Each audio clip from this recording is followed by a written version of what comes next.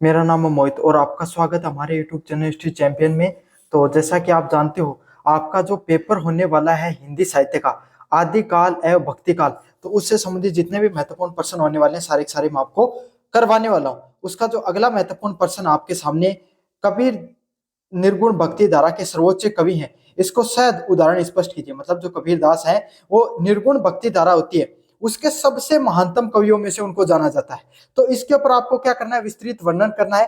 काफी ज्यादा महत्वपूर्ण प्रश्न आपके सामने, तो ये वीडियो मैं आपको पढ़ाऊं इससे पहले आपको क्या करना है, आपको चैनल को सब्सक्राइब करना है। अगर चैनल को सब्सक्राइब कर दोगे तो ये जो पीडीएफ मैं आपको पढ़ा रहा हूँ फ्री में मिल जाएगी आपको कहीं पर टेलीग्राम चैनल पे। जैसे सब्सक्राइब करोगे डिस्क्रिप्शन में टेलीग्राम चैनल का लिंक मिल जाएगा, वहां से जाकर टेलीग्राम चैनल जरूर से ज्वाइन कर लेना। वहां पर हिंदी सर्च करोगे फाइल वाले सेक्शन में जाकर, तो वहां पर BA first semester Hindi literature की आपके सामने पीडीएफ देखने को मिल जाएगी और ये पीडीएफ पढ़ लेना। साथ के साथ इसी पेपर से संबंधित अन्य इंपॉर्टेंट क्वेश्चन पढ़ना चाहते हो तो वो भी मैंने आपको ऑलरेडी पढ़ा रखे हैं।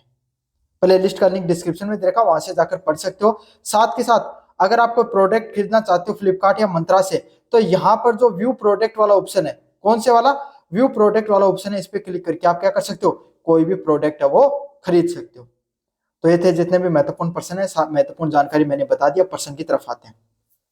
कबीर दास का जो जन्म है वो लगभग 1398 से लेकर 1518 ईस्वी तक भक्ति काल की निर्गुण भक्ति धारा के सर्वज्ञ जो सर्वप्रिय आपके सामने कवियों में से इनको जाना जाता है। मतलब कबीर दास का जो जन्म है 1398 में हुआ, और जब उनका जन्म हुआ उस समय भक्ति आंदोलन है वो चल रहा था। भक्ति आंदोलन दो मुख्य भागों में बटा हुआ था, निर्गुण भक्ति काव्य और सगुण भक्ति काव्य। निर्गुण भक्ति काव्य मतलब वो कवि जो किसी भी ईश्वर को नहीं मानते थे, ईश्वर का सिर्फ एक स्वरूप मानते थे, निराकार स्वरूप। मूर्ति पूजा का वो खंडन क्या करते थे और उनका यह कहना था कि ईश्वर हर कण कण में व्याप्त है। दूसरी जो काव्य धारा हुआ करती थी वो सगुण काव्य धारा हुआ करती थी। कौन सी, सगुण काव्य धारा। सगुण कौन सी काव्य धारा होती थी, जिसमें कवि है आपके सामने किसको मानते थे, आपके सामने कवि है वो ईश्वर के साकार रूप को मानते थे। मतलब ईश्वर की मूर्ति पूजा में विश्वास रखते थे। इस भगवान राम की पूजा करता, आपके सामने जैसे तुलसीदास है भगवान राम की पूजा कर रहे हैं, समझ में आ गया आपके सामने। वही आपके सामने अगर सूरदास है वो भगवान कृष्ण की भक्ति कर रहे हैं। तो इस प्रकार से आपने आपके हिसाब से ये सगुण भक्ति काव्य के कवि हुए। तो इसी प्रकार इस समय जो कबीरदास है उन्होंने कौन सा मार्ग चुना, निर्गुण वाला मार्ग चुना। वे सर्वोच्च कवि और संत माने जाते हैं। उन्होंने जो अपने दोहे और साखियां लिखी, इसके माध्यम से समाज में जितनी भी कमियां और जो आडंबर थे उन पे उन्होंने क्या किया, कड़ा प्रहार करने का प्रयास किया। जितना भी समाज में जो कमियां हुआ करती थी उनको उजागर करने का, पूरी दुनिया के सामने रखने का उन्होंने काम किया है। उन्होंने प्रेम और आपके सामने ज्ञान के आधारित एक सरल भक्ति मार्ग दिखाया। उन्होंने क्या किया, आपके सामने प्रेम और ज्ञान के माध्यम से क्या, एक सच्चा सही और सरल मार्ग दिखाया है। कौन सा, भक्ति मार्ग दिखाया, जिसमें क्या बताया कि हम ईश्वर से प्रेम करके आपके सामने क्या कर सकते हैं, ईश्वर को प्राप्ति कर सकते हैं। इनके जो निर्गुण भक्ति काव्य को मानने वाले व्यक्ति हुआ करते थे वो ज्यादा ज्ञान पर महत्व दिया करते थे। वो कहते थे ईश्वर की आप ईश्वर को प्राप्त करने के लिए ज्यादा से ज्यादा ज्ञान प्राप्त करो और उनसे प्रेम करो, तब आप ईश्वर को प्राप्त कर सकते हो। वो मूर्ति पूजा, तीर्थ, आडंबर और आपके सामने अलग अलग प्रकार की जो कुरीतियां हुआ करती थी उन पर वो कड़ा प्रहार करने का कार्य करते थे। अगले वाला पॉइंट आपके सामने कबीर के सर्वोच्च निर्गुण कवि होने के कारण, मतलब क्यों कबीर दास को सच्चा और आपके सामने सर्वोच्च सबसे बड़ा निर्गुण कवि माना जाता, उसके पीछे क्या क्या रीजन है वो देखेंगे अपन। पहला आपके सामने निराकार ब्रह्म की स्थापना। कबीर दास ने ईश्वर को किसी मंदिर या मूर्ति तक सीमित नहीं किया। उन्होंने स्पष्ट कहा कि ईश्वर निराकार, अदृश्य व सर्वव्यापी है।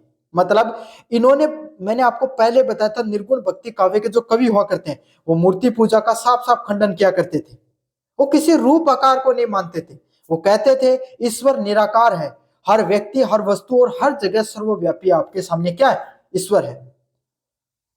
उनका राम अयोध्या के राजा नहीं बल्कि कण कण में बसने वाला वर्मा है। उन्होंने क्या बताया, वो भी ईश्वर के रूप को मानते थे, लेकिन कैसे, वो कहते थे कि हर एक व्यक्ति, हर एक वस्तु, हर एक स्थान, हर एक छोटे से छोटे कण में भी ईश्वर व्याप्त है।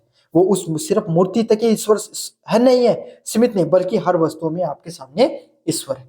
इसका क्या फायदा हुआ करता था, देखो लोग क्या करते थे, आपके सामने मूर्ति पूजा करते हैं तब तो क्या करते हैं, आपके सामने ईश्वर की स्तुति करते रहते हैं, है ना, राम राम जपते जपते रहते हैं। और जब भी आप उनको मौका मिले तो किसी के साथ छल कर लेते हैं, किसी के साथ कपट करते हैं, किसी को धोखा देने का काम करते हैं, किसी इंसान को आपके सामने परेशान करने का काम करते हैं, ये सब चीजें करते हैं। लेकिन अगर कोई व्यक्ति कण कण में ईश्वर को मानेगा हर जगह, तो कोई व्यक्ति को धोखा देने से, छल कपट करने से पहले 4 बार सोचेगा। समझ में आ गया आपके सामने? तो यही है, इसीलिए उन्होंने ईश्वर को कैसा रूप बताया, निराकार रूप बताया। उदाहरण की बात करें, दशरथ सुत तिहु लोक बखाना, राम नाम का मरण आना। मतलब दशरथ पुत्र राम का नाम तो सब लेते हैं, लेकिन असली राम का रहस्य कुछ और है। उन्होंने क्या कहा कि भाई दशरथ सुत तिहु लोक बखाना, मतलब दशरथ पुत्र जो भगवान श्री राम है, उनका नाम है ना तिहु लोक बखाना, मतलब तीनों लोक के जो लोग हैं वो सब भगवान राम राम सिया राम जपते रहते हैं। लेकिन राम नाम का मर्म है आना, मतलब वो जो भगवान श्री राम के द्वारा जो जीवन में जो बातों को बताया गया था, उनके जो सिद्धांतिक जीवन था, उसको कोई मानने को तैयार नहीं है, उस रहस्य को कोई मानने को तैयार नहीं है। असली ईश्वर वही, असली ईश्वर उसी इंसान को प्राप्त होता है जो ईश्वर के सच्चे रूप को मानता है। उदाहरण के लिए क्या कहा, मो को कहां ढूंढे रे बंदे, मैं तो तेरे पास। उनके द्वारा क्या कहा गया था कि तू उन्होंने, वो ईश्वर है ना, ईश्वर आपके सामने, कबीरदास का एक दुआ है जिसमें ईश्वर है ना, वो जन जन को क्या कर रहा है, आपके सामने एक पंक्ति उन्होंने कही है कि तुम ईश्वर को कहां ढूंढते फिर रहे हो, हे सामान्य मनुष्य, तुम ईश्वर को कहां ढूंढते फिर रहे हो, वो तो तुम्हारे पास है, तुम्हारे हृदय में, तुम्हारे कृत्यों में, तुम्हारे कर्म में, तुम्हारे भक्ति मार्ग में, इन सभी चीजों में ईश्वर है। तुम अच्छे कर्म करते चले जाओ, ईश्वर तुम्हारे पास आज नहीं तो कल अवश्य होगा। अगले वाला पॉइंट है मूर्ति पूजा और कर्म कांड का विरोध करना। कबीरदास ने भक्ति के नाम पर फैले सभी प्रकार के आडंबर जैसे मूर्ति पूजा, व्रत, तीर्थ, रोजा और नमाज को निर्भीकता से विरोध किया है। मतलब कबीरदास थे, उन्होंने क्या है, जितने भी संसार में जितने भी आडंबर पाए जाते हैं, सभी के सभी आडंबरों को, दिखावे को क्या क्या उन्होंने पूर्ण रूप से करने का काम किया है। मतलब उनका विरोध करने का कार्य किया है। जैसे मूर्ति पूजा को वो नहीं मानते थे, व्रत, तीर्थ यात्रा, रोजा व नमाज, ऐसी बात नहीं है कि सिर्फ उन्होंने हिंदू धर्म के की ही जो कमियां उसको उजागर करने का प्रयास किया, बल्कि और जितने भी धर्म थे उसमें, उस समय इस्लाम धर्म मुख्य रूप से था, तो उसके ऊपर भी उन्होंने कटाक्ष करने का काम किया है।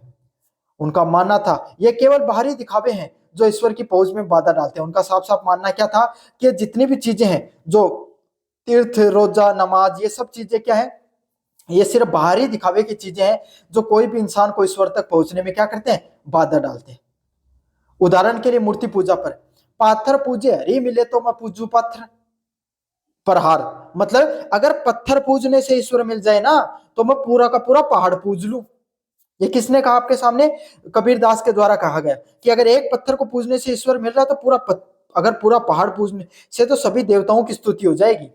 ताते या चाकी भली पीस खाए संसार, इससे ये जो आप अगर पत्थर, जो जिस मूर्ति पूजा का बात कर रहे हैं, अगर उस पत्थर को अगर आप पूजने से ईश्वर मिल रहे तो मैं पूरे पहाड़ को पूज लूं।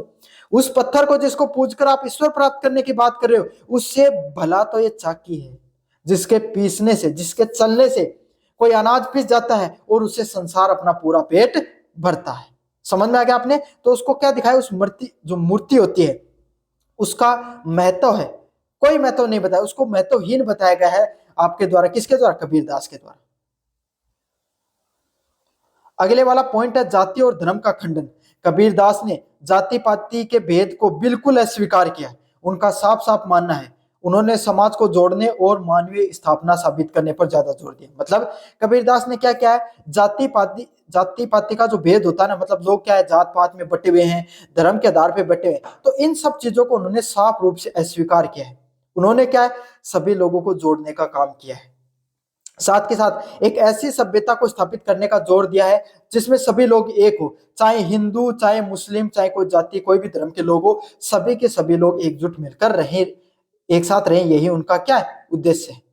उन्होंने साफ साफ कहा, जाति न पूछो साध की, पूछ लीजिए ज्ञान। मतलब अगर कोई ज्ञानी व्यक्ति है, अगर कोई सामान्य मनुष्य भी है, तो उसको ज्ञान पूछो आप, उसकी जाति का कोई महत्व नहीं है। उसके ज्ञान के तरफ आपका सबसे ज्यादा महत्व, तो उस व्यक्ति के ज्ञान को क्या करो, ज्ञान को पूछो, उसकी जाति का कोई भी महत्व नहीं। तो इसके माध्यम से उन्होंने क्या किया है, जाति के महत्व को बिल्कुल भी खत्म किया। अगले वाला पॉइंटर रहस्यवाद व अद्वैतवाद। कबीरदास के काव्य में आत्मा और परमात्मा के मिलन की गहरी भावना है। मतलब कबीरदास ने जो काव्य की रचना की, इसमें क्या है, आत्मा व परमात्मा है, उसके मिलने की भावनाओं के बारे में बताया गया है कि कैसे आत्मा और परमात्मा वो आपस में उनका मिलन होता है, उसके बारे में इन्होंने बात की है। इसी को रहस्यवाद के बाद में बताया गया है। वे मानते हैं आत्मा और परमात्मा एक ही है। मतलब जो हर ईश्वर के अंदर, हर मनुष्य के अंदर एक चीज सामान्य होती है, वो क्या, आत्मा। समझ में आ गया आपके सामने, मूल संरचना कोई भी इंसान होती है उसकी मूल संरचना आत्मा मानी गई है, और ईश्वर और आत्मा क्या है, दोनों एक ही है। इसी को उन्होंने क्या कहा, अद्वैतवाद के नाम से जाना गया है।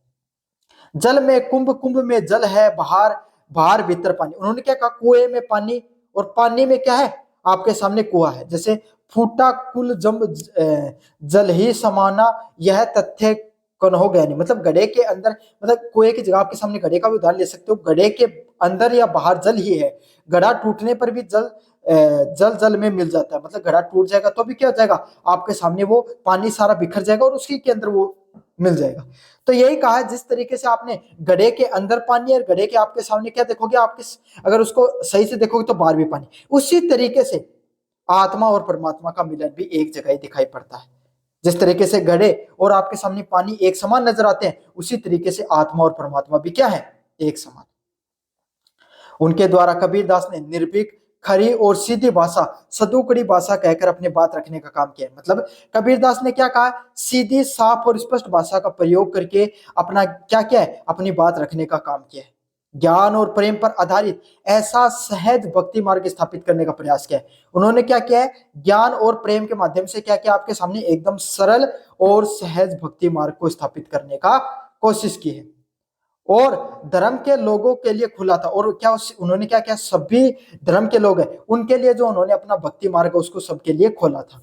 उनकी सामाजिक क्रांति और निर्गुण ब्रह्मा की स्पष्ट स्थापना उन्हें क्या करती है, निर्गुण भक्ति धारा के सर्वोच्च व अग्रणी कवि बनाती है। मतलब उनके द्वारा क्या किया, उन्होंने जो सामाजिक क्रांति रखी और जो निर्गुण ब्रह्मा की बात की, उन्होंने क्या किया, निर्गुण भक्ति काव्य धारा के सबसे सर्वोच्च कवियों में बनाती है। मतलब उनका स्थान अगर बात करें कबीरदास का, तो जितने भी जो निर्गुण भक्ति धारा के कवि हैं, उसमें सबसे सर्वप्रथम स्थान किसका आता है आपके सामने, कबीरदास का आता है। क्यों, क्योंकि उन्होंने जितना स्पष्ट साफ तरीके से जो आपके सामने, भाई कबीरदास के दोहे आज भी आप कहीं ना कहीं तो जरूर से सुनते होंगे, और कभी ना कभी आपने भी अपने जीवन में जरूर से उपयोग लिया। तो उनकी लोकप्रियता के बारे में क्या बात करनी है, उन्होंने जो अपने विचार रखे वो आज भी प्रासंगिक है जितने उस समय हुआ करते थे। तो ये थे कबीरदास के निर्गुण भक्ति धारा के जो सर्वोच्च कवि हैं। इनके ये प्रश्न भी आ सकता है, इसके अलावा इनका प्रश्न ये भी आ सकता है, उनकी काव्य धारा के ऊपर विस्तृत वर्णन कीजिए। दोनों एक ही प्रश्न है, प्रश्न का रूप स्वरूप बदल के आएगा, कर देना बस अच्छे से।